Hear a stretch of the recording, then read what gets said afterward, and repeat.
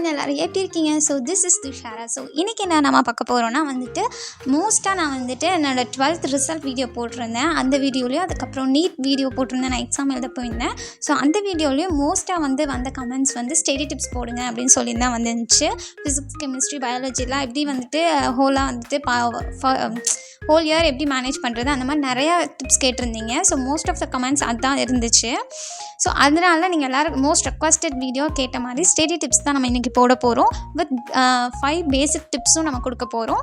So இது நம்ம ஹோலாக எப்படி 12th இயர் ஹோலாக மேனேஜ் பண்ணன்னு தான் சொல்ல போகிறேன். But each and every subject, physics, chemistry, பயாலஜிக்கு அது இன்னும் ப்ரீஃபாக போகும். நிறைய டிப்ஸ் இருக்குது. ஸோ நிறைய ட்ரிக்ஸும் இருக்குது ஸ்டடி பண்ணுறதுக்கு. ஸோ அதுக்கு தனித்தனியாக ஒவ்வொரு சப்ஜெக்ட்டுக்கும் நான் போடுவேன். ஸோ இது ஹோலாக நம்ம அந்த மெயின் சப்ஜெக்ட்லாம் என்ட்ரு ஆகிறதுக்கு முன்னாடி நம்ம பேசிக்காக ஸ்டடி எப்படி பண்ணணும் அப்படின்னு சொல்லி தான் நம்ம இந்த வீடியோவில் பார்க்க போகிறோம். ஸோ இதுக்கு அடுத்தடுத்த வீடியோஸ் எல்லாமே ஸ்டடி வீடியோஸ் வரப்போகுது. ஸோ மறக்காமல் சப்ஸ்கிரைப் பண்ணி வச்சுக்கோங்க. அண்ட் ஃபன் விளாக்ஸ், அதுக்கப்புறம் மினி விளாக், அந்த மாதிரி நிறைய விளாக்ஸ், அந்த மாதிரி எல்லா ஃபன்னிங் கண்டென்ட்ஸும் வரப்போகுது. ஸோ மறக்காமல் நம்ம சேனலை சப்ஸ்கிரைப் பண்ணிக்கோங்க. வாங்க வீடியோக்குள்ளே போகலாம். கேட்டது so how I manage my whole 12th standard year, அதுதான் நம்ம இன்றைக்கி பார்க்க போகிறோம் ஃபுல் வீடியோலையும். ஸோ மோஸ்ட்டாக நம்ம எல்லாருமே என்ன நினைப்போம்னா நமக்கு சீக்கிரம் போர்ஷன் முடிச்சிட்டோன்னா சீக்கிரம் படிச்சிடலாம், அந்த மாதிரி மைண்ட் செட்டில் தான் நம்ம லெசன்ஸ் எல்லாமே கவனிச்சிட்ருப்போம். சீக்கிரம் முடிங்க, நம்ம சீக்கிரம் படிச்சிடலாம், அந்த மாதிரி தான் இருப்போம். ஸோ பட் அப்படி கிடையாது. என்னோடய ஸ்கூலில் நான் படிக்கும்போது மோஸ்ட்டாக டிஃப்ரெண்ட் டைம்ஸில் 6 சப்ஜெக்ட்ஸும் டிஃப்ரெண்ட் டைம்ஸில் முடித்தாங்க. ஸோ எங்களுக்கு மெயினாக ஒரு ஃபஸ்ட்டு டிப்பும் அதுதான். ஸோ என்னென்னு பார்த்தீங்கன்னா, காலையில் மார்னிங் டெஸ்ட் தான். அது எப்போவுமே எங்களுக்கு ஸ்டார்டிங் 12th ஸ்டார்டிங்லேருந்து எப்போன்னா எங்களுக்கு ரிவிஷன் எக்ஸாம் ஸ்டார்ட் ஆச்சுல, அது வரைக்கும் எங்களுக்கு மார்னிங் டெஸ்ட் நடத்திட்டு இருந்தாங்க. ஸோ அது ரொம்பவுமே ரொம்ப இம்பார்ட்டன்ட். அதுக்கப்புறம் ரொம்ப எஃபெக்டிவாக இருக்கும். உங்களுக்கு இப்போ தெரியாது. ஸோ அது எவ்வளோ எஃபெக்டிவ்னு பப்ளிக் எக்ஸாம் ரிசல்ட் பார்க்கும்போது தெரியும். அது மட்டும் இல்லாமல் நம்ம பப்ளிக் எக்ஸாமுக்கு ப்ரிப்பேர் பண்ணும்போது தெரியும் அது நம்மளுக்கு எவ்வளோ யூஸ்ஃபுல்லாக இருந்துச்சு அப்படின்னு சொல்லிட்டு. ஸோ நம்ம லெசன்ஸ் முடிச்சுட்டு அதுக்கப்புறம் படிச்சுக்கலாம் அப்படின்னு வெயிட் பண்ணிகிட்ருப்போம். பட் என்ன ஆகும்னா பெண்டிங் ஆயிரும், நிறையா வந்துடும். அதனால் படிக்கிறதுக்கும் முடியாது. படிக்கிறது புரிஞ்சால் தான் நம்மளுக்கு எப்பவுமே ஞாபகம் இருக்கும். ஸோ நம்ம ஒரு குட்டி குட்டி போர்ஷன்ஸ் காலையில் எக்ஸாம் மாதிரி மார்னிங் டெஸ்ட்டு ஸ்கூலில் போய் எழுதும்போது ரொம்ப ஈஸியாக இருக்கும்.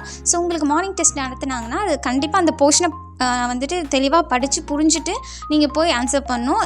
சும்மா ரேண்டமாக டாபிக் மட்டும் பார்த்துட்டு போனீங்கன்னா ஃபுல்லாக வேஸ்ட்டு, அந்த டைமும் வேஸ்ட்டு, நீங்கள் பார்த்துட்டு போகிறதும் வேஸ்ட்டு.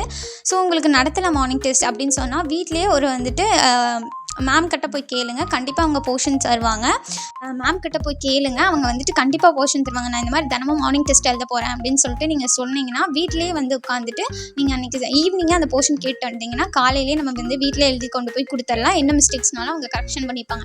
இல்லை நீங்களே உங்களால் முடிஞ்ச அளவுக்கு போர்ஷன் செட் பண்ணி நீங்களே படித்து வீட்டில் எழுதிட்டு காலையில் போய் மிஸ்கிட்ட சைன் வாங்கினாலும் எந்த மிஸ்ஸும் வேணான்னு சொல்ல மாட்டாங்க. ஸோ கண்டிப்பாக அந்த டிப் ஃபாலோ பண்ணுங்கள். அது எவ்வளோ முக்கியம் உங்களுக்கு ரிசல்ட் அன்றைக்கி தெரியும். ஸோ இந்த டிப்பை ஃபாலோ பண்ணிட்டு ரிசல்ட் அன்றைக்கி அது உங்களுக்கு யூஸ்ஃபுல்லாக இருந்துச்சுன்னா இந்த வீடியோவில் மறக்காமல் கமெண்ட் பண்ணிட்டு போங்க. ஸோ மார்னிங் டெஸ்ட் தான் ஃபர்ஸ்ட் டிப். ஸோ செகண்ட் என்னென்னு பார்த்தீங்கன்னா, அந்த ஃபஸ்ட்டு மார்னிங் டெஸ்ட்டுக்கு நம்ம சீக்கிரமாக எந்திரிச்சிருக்கணும். ஸோ அதுக்கு வேக்கப் டைம் ரொம்ப முக்கியம். நான் வேக்கப் எப்படி பண்ணேன்னா காலையில் ஒரு 4 மணிக்கு எந்திரிச்சிருப்பேன். சில டைம் நான் எக்ஸாம் இருக்க அன்றைக்கி 3 மணிக்கெலாம் எந்திரிச்சிருவேன். ஆனால் அந்த மாதிரிலாம் பண்ணாதீங்க. ஜஸ்ட் 4 மணிக்கு எந்திரிச்சா போதும். நைட்டு தூங்கும்போது நீங்கள் ஒரு 11 o'clock தூங்கணும். ஸோ உங்கள் ஸ்கூலில் மார்னிங் டெஸ்ட் வச்சுருந்தாங்கன்னா கண்டிப்பாக make use of it. So do not skip any test. எதுக்காகவும் நீங்கள் லீவ் போடாதீங்க. ஸோ டெஸ்ட் எழுதுறதுக்காகவாச்சும் போடுங்க, இல்லை வீட்டில் எழுதிட்டு போடுங்க. இது உங்களுக்கு இப்போ புரியாது. லாஸ்ட்டில் நீங்கள் எக்ஸாம் ப்ரிப்ரேஷன் அப்போ தான் புரியும். ஏன்னா சில கொஷின்ஸ் நீங்கள் படிக்காமல் போயிடுவீங்க. போர்டு எக்ஸாமுக்கே சில கொஷின்ஸ் நீங்கள் படிக்காமல் போயிருந்தாலும், ஏன்னா எனக்கு நடந்திருக்கு, சில கொஷின் நம்ம எங்கேயாவது மிஸ் பண்ணிடுவோம். அது நம்ம மார்னிங் டெஸ்ட்டு ஏதோ ஒரு கொஷின் இன்சைடு ஒரு லெசன் நம்ம இன்றைக்கி படிச்சுட்டு போகிறோன்னா அது ஃபுல்லாக இன்சைட்லேருந்து எல்லாமே படிச்சுட்டு போவோம். ஸோ அந்த இன்சைட் கொஷின் அங்கே கேட்டிருப்பாங்க. அப்போ இது இங்கே எழுதும் போது நம்மளுக்கு அங்கே நம்ம எழுதணுமே அப்படின்னு சொல்லிட்டு ஞாபகம் வரும். So don't skip it. மறக்காமல் அது இந்த டிப்பை ஃபாலோ பண்ணுங்கள். ஸோ நெக்ஸ்ட் என்ன டிப்புன்ட்டு, இது டிப் கிடையாது. ஒவ்வொரு சப்ஜெக்ட்டுக்கும் ஒவ்வொரு மாதிரி படிக்கணும். எப்படி இப்போ ஃபிசிக்ஸ்க்கு கைடு யூஸ் பண்ணலாம். 2 மார்க்ஸ் அந்த மாதிரி 1 மார்க் பார்க்குறதுக்கு மட்டும்தான் கைடு யூஸ் பண்ணணும். டீட்டெயில்ஸ் எல்லாமே புக் ஃபுல்லாக படிக்கணும். அந்த மாதிரி ஒவ்வொரு சப்ஜெக்ட்டுக்கும் ஒவ்வொரு கைடு யூஸ் பண்ணணும். இப்போ தமிழ், இங்கிலீஷ்க்கு மட்டும் நான் சொல்கிறேன். மற்ற சப்ஜெக்ட்ஸ்க்கெல்லாம் நான் ஈச் சப்ஜெக்ட் வீடியோ போடுவேன் இல்லையா, அதில் பாருங்கள் எதுக்கு கைடு யூஸ் பண்ணணுன்னு. ஸோ தமிழில் நான் நெடுவினா ஃபுல்லாமே நீங்கள் புக்கில் தான் படிக்கணும். புக்கில் என்ன கொடுத்துருக்காங்களோ பேரா நிறையா கொடுத்தாலும் அதை கீ நோட்ஸ் மாதிரி எடுத்து கொஞ்சம் பெருசாக எழுதிக்குங்க. சிறுவினா சிட்டுக்குருவினாலாம் வந்துட்டு கைடில் நீங்கள் படிச்சிங்கன்னா போதும். ஸோ நான் என்ன கைடு யூஸ் பண்ணேன்னு பார்த்தீங்கன்னா சுறா தான் யூஸ் பண்ணேன். சுறா, பாரதி அது ரெண்டுமே கம்பைன் பண்ணி கொஞ்சம் கொஞ்சம் படித்தேன். எதில் பெருசாக இருந்துச்சோ அதெல்லாம் படித்தேன்.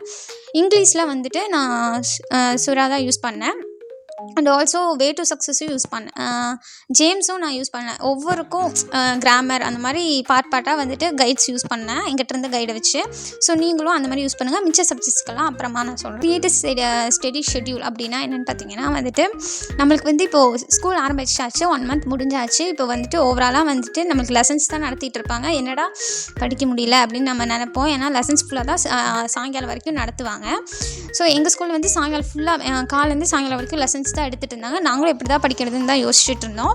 பட் வந்து நாங்கள் என்ன பண்ணுவோம்னா எங்களுக்கு மார்னிங் டெஸ்ட் நடக்கும் இல்லையா. ஸோ நைட்டு வந்துட்டு நான் 6 o'clockலேருந்து 8 o'clock வரைக்கும் வந்துட்டு நான் வந்து மேக்ஸ் போடுவேன். அந்த 2 hours வந்து கண்டிப்பாக மேக்ஸ் போட்டிருப்பேன். ஸோ அது நான் வந்து மேக்ஸ் டியூஷன் தான் போனேன். ஸோ எங்கள் ஸ்கூலில் வந்துட்டு எனக்கு ஆக்சுவலாக வந்து புரியல, சொல்லி தந்தது எனக்கு புரியல. ஸோ வந்து நான் வந்து டியூஷன் போனேன். ஸோ வந்து 6 to 8 வந்துட்டு மேக்ஸ் கண்டிப்பாக நாங்கள் போட்டிருப்போம் எப்போவுமே.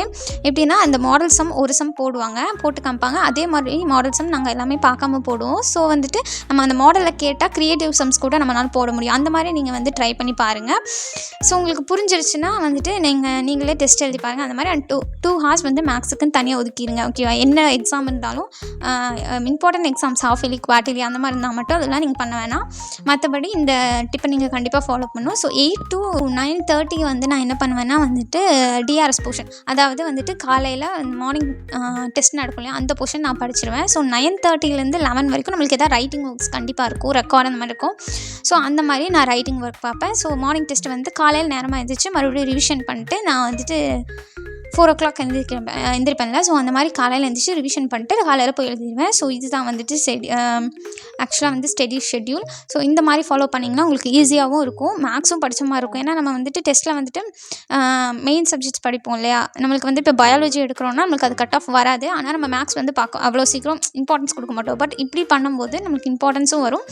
ஸோ மற்ற சப்ஜெக்ட்ஸும் நம்மளுக்கு படிக்கிற மாதிரி இருக்கும். காலையில் போய் டெஸ்ட் எழுதும்போது வந்துட்டு அன்றைக்கி ஃபுல்லாக படித்த மாதிரி இருக்கும். மற்ற நேரம்லாம் லெசன்ஸ் வந்து கவனிக்கலாம். உங்களுக்கு வந்து போர்ஷன்ஸ்லாம் முடிஞ்ச பிறகு அந்த டைமில் இருக்கிறது எல்லாமே நீங்கள் படிக்காத டாபிக்ஸ் எல்லாமே நீங்கள் படிக்கலாம். என்னெல்லாம் லெசன்ஸ் படிக்கலையோ அதெல்லாமே படிக்கலாம். So this is second tip.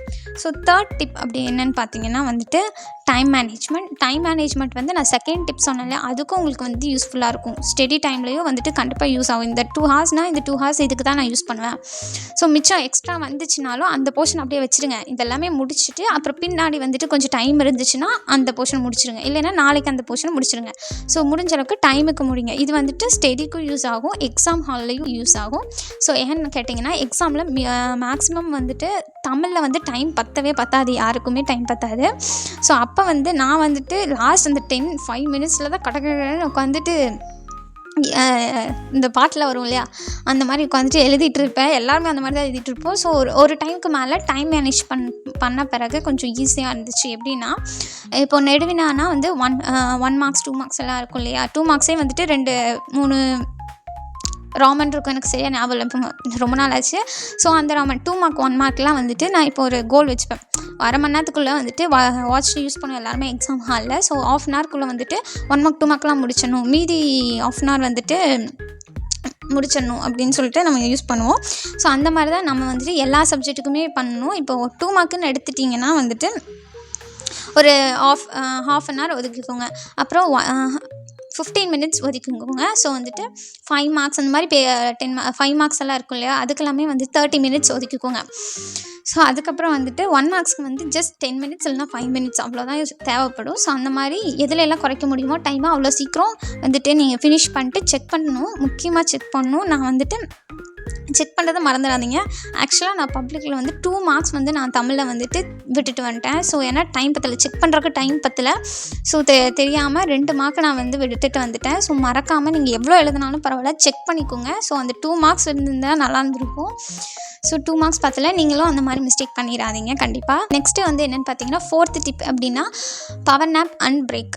So இந்த பவர் நேப் பிரேக் வந்து ரொம்பவே யூஸ்ஃபுல்லாக இருக்கும். என்னென்னு பார்த்தீங்கன்னா பவர் நேப் அண்ட் பிரேக் அப்படின்னா வந்துட்டு நம்ம வந்து இப்போ வந்துட்டு நம்ம செகண்ட் டிப்பில் இருக்க மாதிரி நம்ம ஒரு ஷெட்யூல் போட்டு படிச்சுட்ருக்கோம்னு வச்சுக்கோங்க.